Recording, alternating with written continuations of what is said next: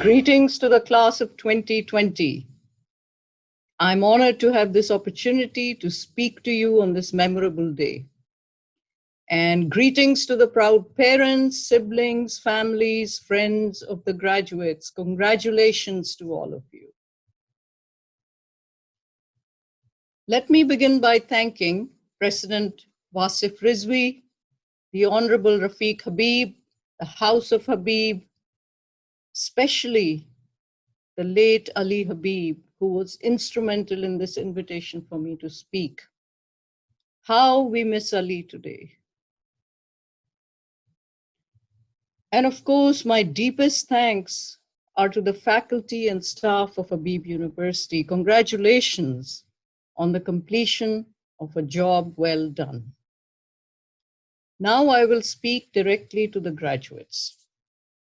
You are finally done. Wow. And don't let anyone tell you that real work starts now. Real work neither starts nor ends anytime, because it's a lifelong process.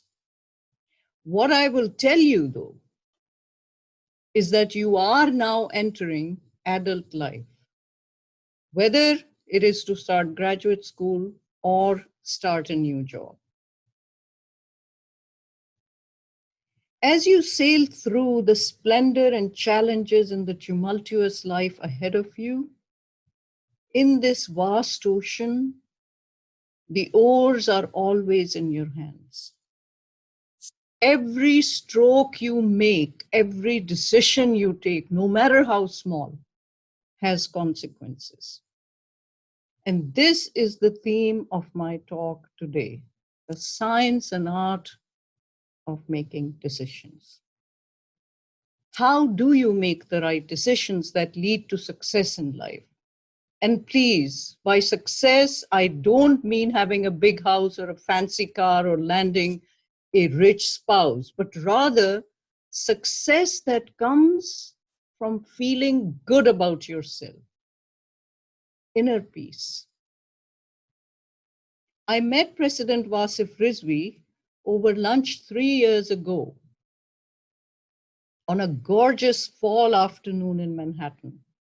And such is his charisma, such his powers of persuasion, that I invited him to a dinner I was hosting at my place that same evening. Among other guests, there was Daniel Kahneman.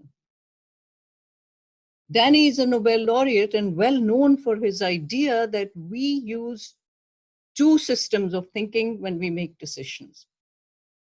System one is the gut reaction, instantaneous response to things, what we call intuitive judgment. System two is the more deliberate, critical thinking way of making decisions. System one forms first impressions and often is the reason why we jump to conclusions. System two uses reflection, investigation, deconstruction, stepwise, systematic, methodical problem-solving skills. Now, most of us like to think that we are rational, analytical beings and that we base our decisions on solid data, hard facts. We face a problem, we interrogate, we weigh the pros and cons, we reach thoughtful, informed, reasoned, logically consistent decisions. In other words, we believe that we are making choices using system two, or thinking slow, not system one, thinking fast. Wrong.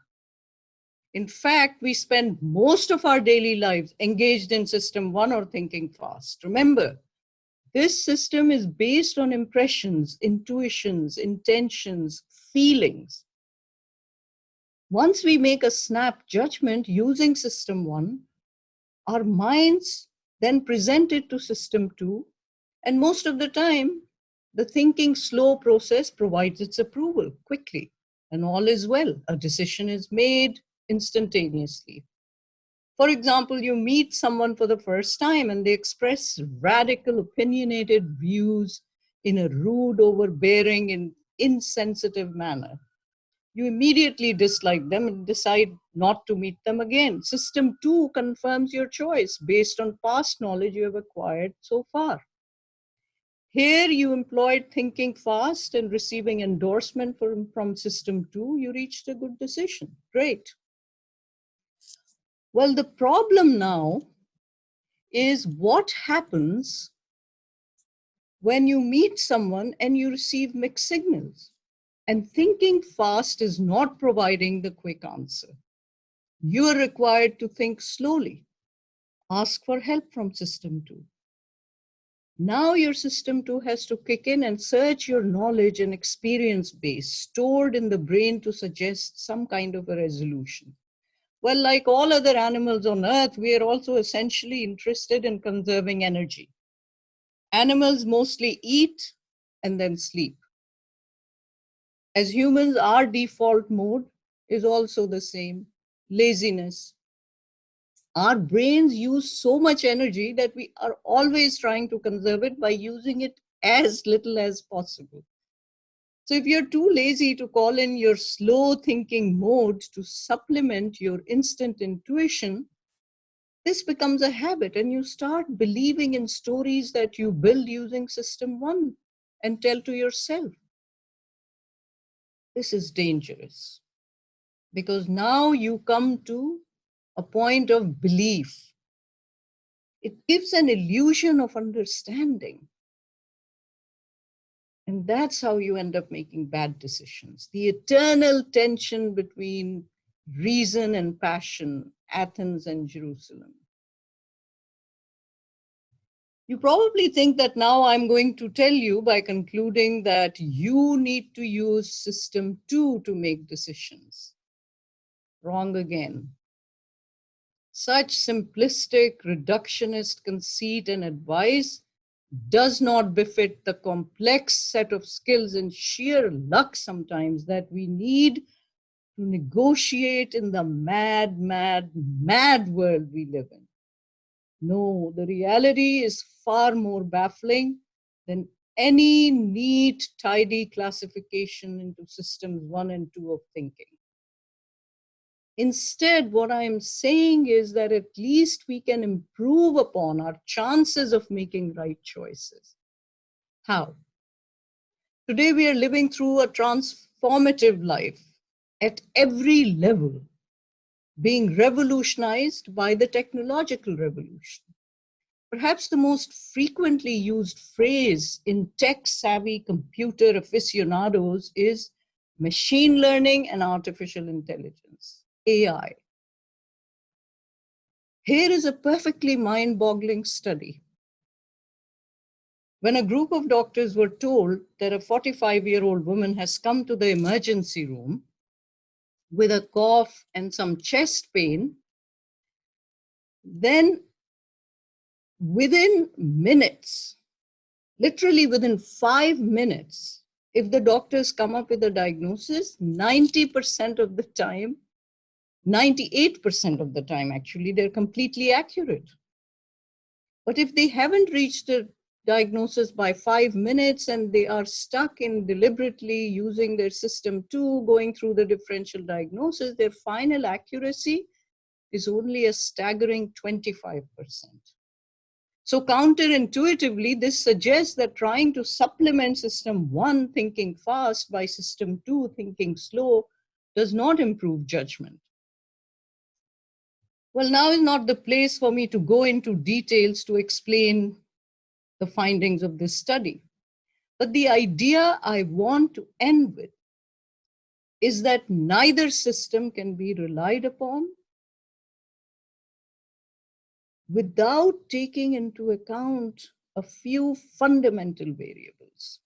These include feelings, observations, cultural and social biases, understanding the context. In other words, the whole pulsating, throbbing, dynamic experience of living a life come into our decision-making process. So this is what my advice to you is. So far, I have described to you the science of decision making. Here is the art part.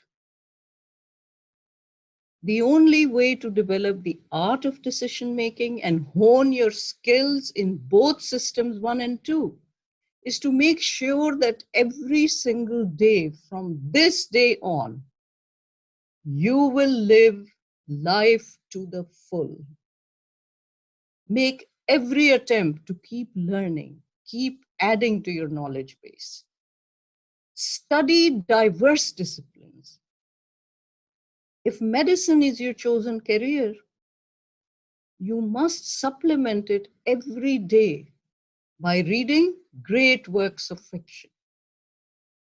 When you read Qurratul Ain Haider or Manto, Ismat Chughtai and Bedi, you are reading about the lives of characters world apart from you. How fortunate that by simply picking up a book, you can be transformed into new, unknown worlds. You can poach on the experience of others, stand in their shoes, feel their sorrows and joys, their anguish and their disappointments. And this is how you learn empathy. And if you decide to practice in a foreign land, you must read their fiction to inform yourself about how the cultural and social contexts have colored their coping mechanisms. I say to you that you cannot be a great engineer or a computer expert, a doctor, a lawyer, a teacher, or an artist, social worker, or politician without empathy. And these are the very things that will inform both your thinking fast and slow as well, make you into a far effective member of your society, your community, your country.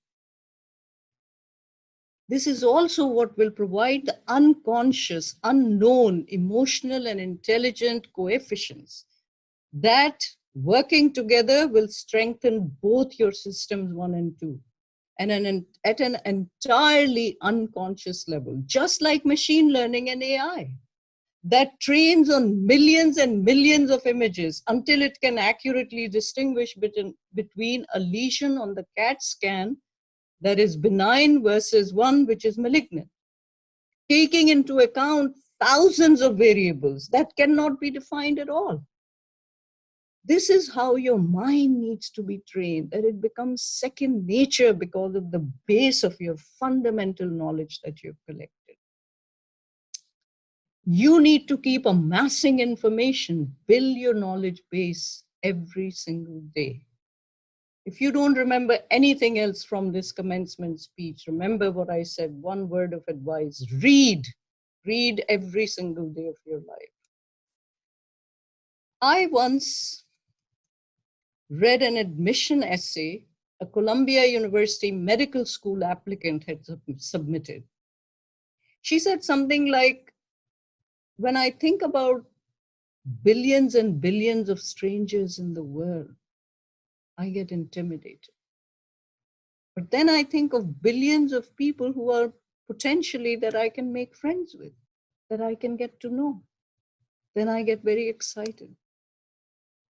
Make this a very important part of your future. Meet new people, and those who come, especially those who come from totally different backgrounds and cultures than yours.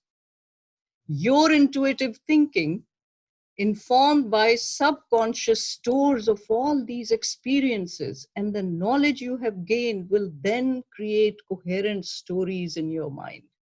A story that does not need to call in system 2 at all for every decision, because instinctively, like AI, like machine learning, you will instantaneously make the right decisions. I will end by summarizing my advice in the gorgeous words of Agha Hashir Kashmiri. The point he is making is that there are several ways of reaching inner peace. One way is to sit in a mosque or a church, temple or shrine, meditate, pray. But that's the easy route. गो हरम के रास्ते से वो पहुंच गए खुदा तक. This is the easy part. गो हरम के रास्ते से वो पहुंच गए खुदा तक. तेरी रह गुजर से जाते तो कुछ और बात होती. So graduates of the class of 2020, I urge you to dare to walk this reh guzar, which means jump right in and live life to the full. Face the challenges head on, experience the ecstatic joys, and survive the crushing disappointments. Fail and fail again and again, fall and get up again and again. Keep trying, giving it your best again and again. But always keep empathy, the love for your fellow humans in your heart. Don't become cruel or callous, indifferent or cold. Let your hearts be full of deep compassion, deep empathy. For real vision, remember, comes from opening your hearts. Real success, real peace, real joy comes. जाहिर की आंख से न तमाशा करे कोई, हो देखना तो दीदे दिल वा करे कोई. Thank you very much.